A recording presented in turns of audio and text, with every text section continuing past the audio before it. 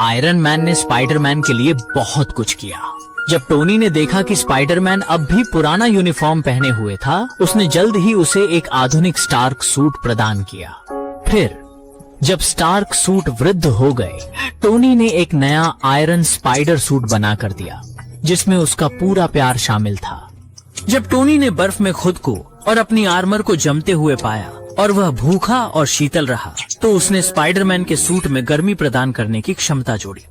उसका पहला सूट, जो टूटे हुए कपड़े से निर्मित था, को टोनी ने हंसते हुए यूनिफॉर्म पजामा कहा। तत्पश्चात टोनी ने उसे एक प्रतिभाशाली सूट प्रदान किया। सिविल वॉर में स्पाइडरमैन ने इस सूट का प्रयोग करके कैप्टन अमेरिका का ढाल हासिल किया। एवेंजर्स 3 में जब स्पाइडरमैन अंतरिक्ष यान में श्वास नहीं ले सका, टोनी ने उसे नैनो तकनीक से लैस एक नया आयरन स्पाइडर सूट दिया। इस सूट के कारण स्पाइडरमैन ने कहा कि उसे नया कार की गंध आती है और स्टील क्ले का प्रयोग भी किया गया, जिससे वह एक असली मकड़ी की तरह लगने लगा। कैप्टन अमेरिका 3 में उसने हंटर और विंटर सोल्जर को आसानी से हराया। बाद में कैप्टन के साथ लड़ाई में उसने कैप्टन को दबा दिया। उसने कई फिल्में देखी थी। विशाल एंटमैन से लड़ते समय उसने स्टार वॉर्स का प्लॉट सोचा और एंटमैन के पैरों को जाल से बांध दिया, जिससे वह हिल नहीं सका।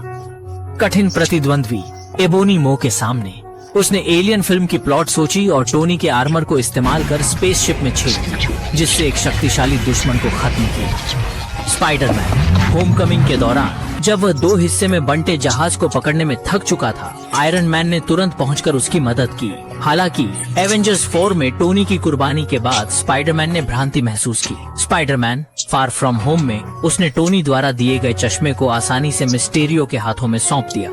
फिर भी उसने समस्याएं खड़ी की। यदि आयरन मैन होते तो वह एक ही आदेश से मिस्टेरियो को प्रकट कर देते। स्पाइडरमैन नो वे होम में जब उसकी पहचान सार्वजनिक हो गई, वह MIT में जाने में असमर्थ रहा। इसलिए उसने डॉक्टर स्ट्रेंज से एक मंत्र जाप करने को कहा, जिससे कालक्रम में विचलन हो गया और एंट में बलिदान हो गए।